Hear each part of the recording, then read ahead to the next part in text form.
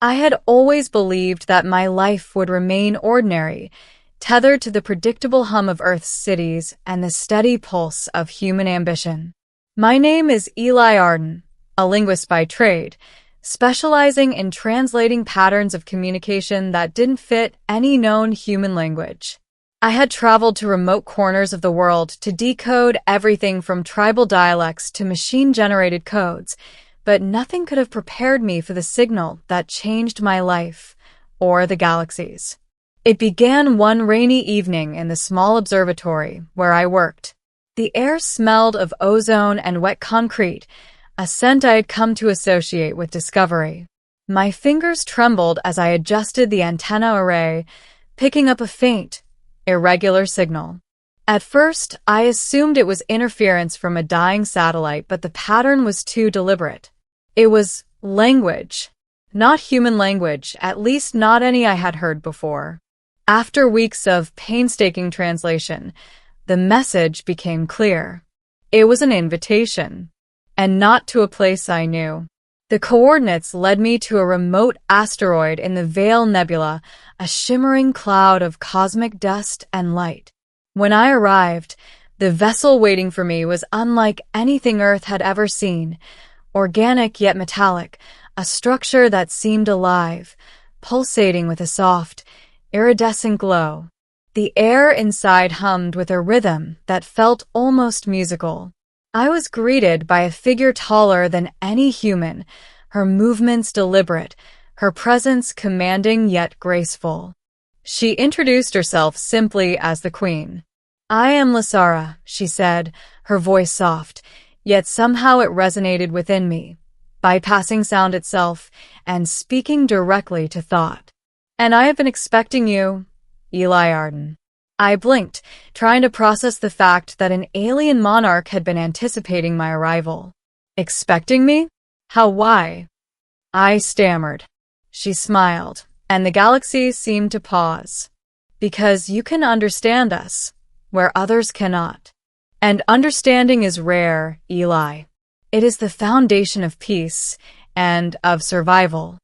I followed her through corridors that seemed to stretch and contract with each step, walls shimmering with a translucent sheen that revealed glimpses of strange ecosystems, floating jelly-like creatures, bioluminescent flora, and rivers of liquid that glowed with a soft, inner fire. Everything about this place felt alive, yet controlled, as if the entire structure were a single organism guiding me toward a purpose I did not yet understand. Finally, she led me into a grand chamber, circular and open to the void of space, the stars stretching infinitely beyond the transparent walls. She gestured to a pedestal in the center, where a small device emitted a pulsing light. "This," she said, "is the Nexus Core. It holds the collective knowledge of my civilization, the Veridani, and I am offering it to you." I laughed nervously. "You're offering what exactly?" "To me." She nodded. "Knowledge that could advance your species by millennia. But there is a condition. You must remain here, with me, and learn to wield it responsibly. The core cannot be given freely. It requires guidance, someone with understanding and restraint." The weight of her words pressed against my chest. The offer was intoxicating, terrifying, and beyond anything I had ever imagined. Yet, as I gazed into her eyes, I sensed a subtle undertone, an expectation, a challenge. I can't just leave Earth," I said finally. "I have responsibilities, a life there." "And yet," she said softly, stepping closer, "your life on Earth is irrelevant to the survival of countless civilizations. You were chosen because you can bridge worlds. You are the one who can prevent what is coming." Her words made no sense, and yet they carried a truth I could not ignore. Before I could respond, the chamber shifted. A holographic map unfolded before me, displaying countless star systems, some marked with red symbols, others with green. "These are the Brethren," she explained. "An ancient race bent on domination. They consume knowledge, obliterate cultures, erase identities. They are advancing toward Earth, and soon, nothing you know will remain. You have the power to stop them, Eli, but only if you accept the core. I felt a chill, my mind spinning with the enormity of the revelation. I had been a linguist, a translator, and suddenly I was being asked to become a savior of worlds. I need time, I said. I can't just make a decision like this. There's too much at stake. She regarded me with a calm intensity. Time is a luxury we no longer possess. But I am patient. I will give you the offer once. You may consider it, but know that hesitation can be fatal. Days passed in what felt like a dream. Lasara guided me through lessons that stretched my mind to the brink of comprehension. The core allowed me to perceive layers of reality I had never imagined, threads of energy connecting stars, sentient networks pulsing through planets, consciousness intertwined across galaxies. Each lesson expanded my understanding, and each moment spent with her revealed depths of intelligence, empathy, and power that defied human limits. I realized that I was beginning to feel something unexpected, an attraction to her, not merely physical, but intellectual, spiritual. There was an elegance in her thought, a harmony in her approach to life and the universe that drew me closer. Yet fear lingered. The choice she had presented weighed on me like a mountain. On the 7th night of my stay, I found her waiting for me on the observation deck, gazing at the swirling colors of the nebula. She spoke softly, almost a whisper carried on the edge of my consciousness. Have you decided? I swallowed hard. I don't know if I'm worthy. I'm just a human. Fragile, flawed. How could I possibly carry the responsibility you're offering? Her smile was tender, almost imperceptible. You're flawed, yes. But you also possess something rare, the capacity for restraint, empathy, and understanding. Those who are perfect often fail because they cannot grasp the chaos of imperfection. You, Eli, can. I felt tears prick my eyes, the enormity of her trust overwhelming. If I accept what happens to me, you will become a guardian, a bridge between species, and the steward of knowledge that can save or doom countless worlds. You will leave Earth behind, but your influence will ripple through the universe. I nodded slowly. The weight of destiny pressed against me, yet there was clarity in her words. I could not ignore the truth any longer. I accept, I said, voice trembling. Her hand reached for mine, and when our fingers touched, a surge of energy coursed through me. The Nexus core hummed, its light enveloping my body, intertwining with my consciousness. For a moment, I felt the entirety of the galaxy within me, the past, present, and the possibilities of countless futures. Then silence. When I opened my eyes, I was no longer the same. Knowledge and understanding flowed through me as though they had always been part of me, waiting to be awakened.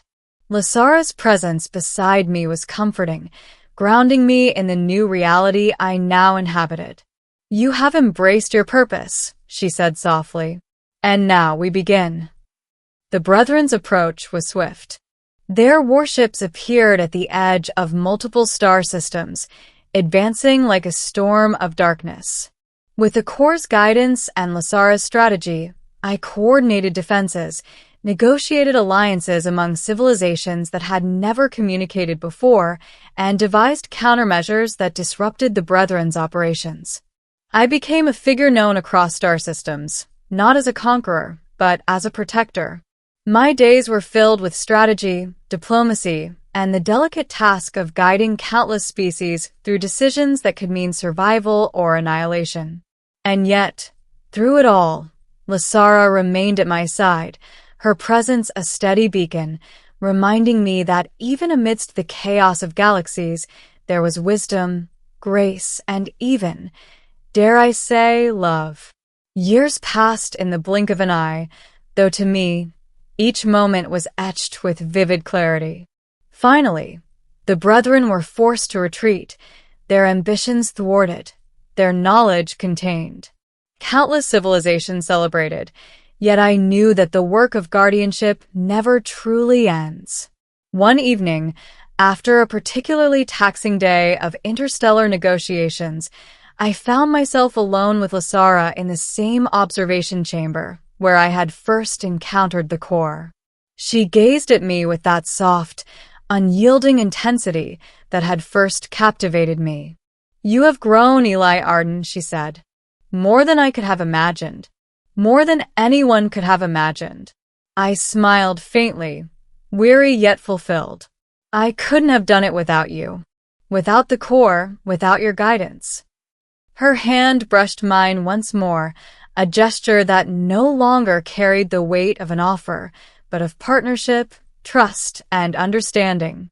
"And now," she said softly, "our work is not just about survival. It is about shaping the future together." As I looked out at the swirling nebula, the stars stretched infinitely, each one a reminder of the boundless possibilities that lay ahead. I had been chosen, yes, but I had also chosen. And in that choice, I had discovered something far greater than knowledge or power. I had discovered purpose, connection, and a bond that transcended species, planets, and time itself. The galaxy was vast, and threats would come again. But for the first time in my life, I did not feel small. I had accepted the weight of destiny, embraced the unknown, and found a place where I truly belonged. And as Lasara's hand rested lightly on mine, I knew that whatever challenges awaited, we would face them together. Because sometimes a single soft voice can change everything. The nebula's colors shifted as though celebrating the victory, and the stars beyond the chamber shimmered like a million watchful eyes. Lasara turned to me, her gaze steady, soft, but filled with the kind of authority that had first drawn me to her. "Eli," she said, her voice barely above a whisper, "you have done what no other could. You have preserved countless lives and united species that once feared one another. You have changed the course of the universe." I exhaled, feeling the weight of it all finally settle. I only did what I had to. I couldn't have done it without you." Her lips curved in a quiet smile, and for a moment, the universe itself seemed to pause. "And now," she said softly, "the choice is yours. You may continue to walk among the stars, guiding civilizations, or return to your home. But know this, whatever path you choose, you are no longer just Eli Arden. You are a bridge between worlds, a keeper of what matters most." I looked at her, at the galaxies stretched out endlessly beyond the chamber, and for the first time, I understood the depth of her offer. Not just power or knowledge, but trust, partnership, and purpose. I will stay," I said, certainty resonating in my voice. "Because this is where I belong. Not just to protect, but to learn, to grow, and to be with you." Lasara's hand found mine, warm and steady. Then together, we will shape the future.